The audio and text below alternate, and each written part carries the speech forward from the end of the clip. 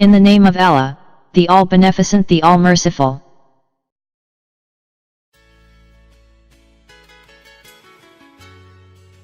Does successorship only refer to political authority?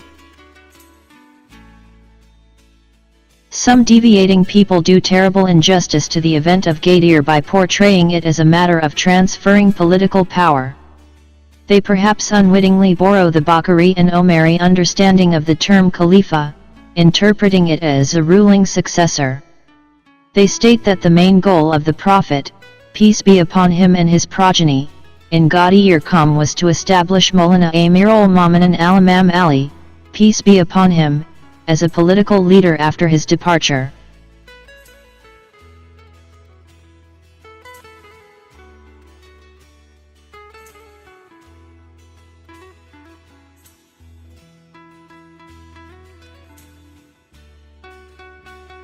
Were it truly so, the matter would have been a historical matter, and it would be meaningless to quarrel over the right of Maulana Amirul Mu'minin al-Imam Ali,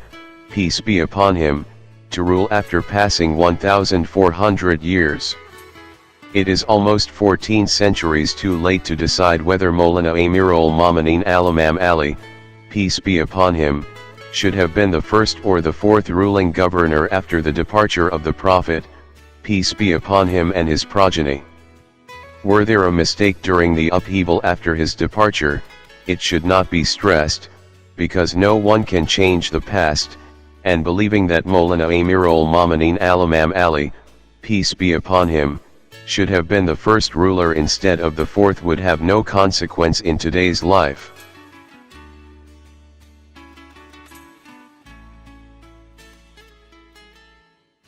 This viewpoint ultimately led some to believe that the differences between the Shia and the Bakrees and Omaris are limited to some minor historical disagreements, which do not have any bearing on their salvation in the hereafter, and that their beliefs are the same. Thus, they should abandon their differences for the sake of their prosperity in the life of this world.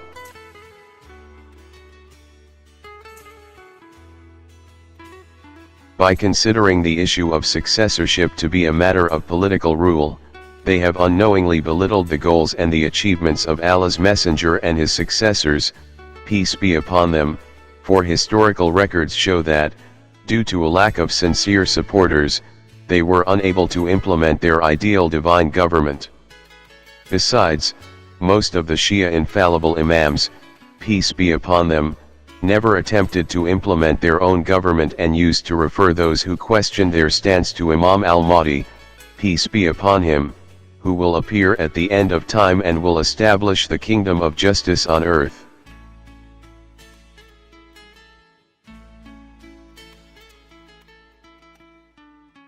On the other hand, a brief look at the sermon of Ghadir shows that the Prophet, peace be upon him and his progeny, wanted to pass on much more than political authority to Maulana Amirul Mu'minin al-Imam Ali, peace be upon him, and the infallible imams after him. An examination of his words shows that they are the guardians that Allah appointed, and people must acknowledge their authority inside their hearts and follow them in all aspects of life.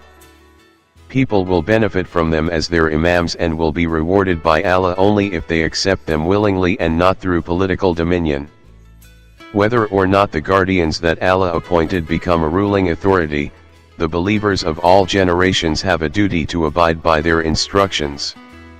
Therefore, it is not too late to follow their commands, accept them as guardians, submit to them, prefer their sayings over one's own and others' opinions, consider them as the center of truth, evaluate everything by their standard, and keep aloof from their enemies who opposed their commands.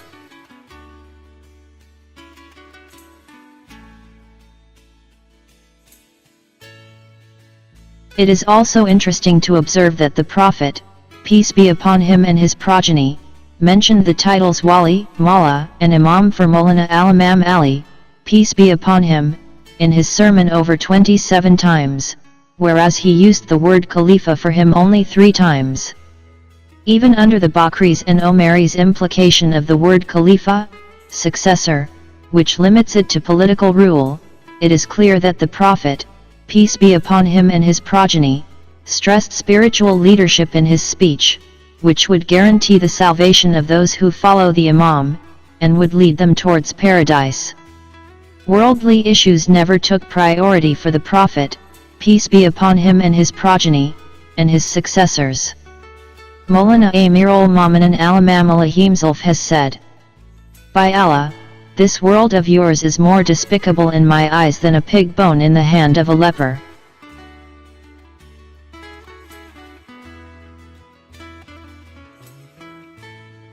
Certainly, had the majority of people followed the sayings of the Prophet,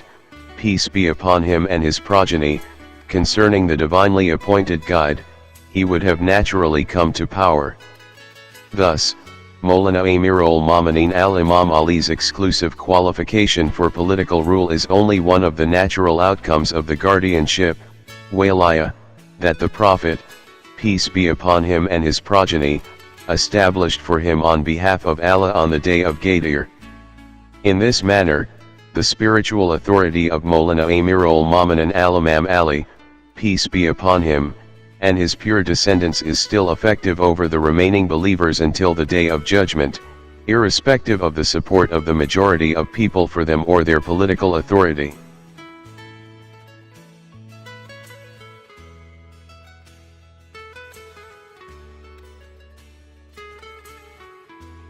Believing in the infallible Imam's virtues in one's heart and adhering to his words in disguise, al-taqiyya, under tyrannical rule are not only sufficient for salvation in the hereafter but also rewarded many folds, because observing faith is more difficult at times of terror and fear.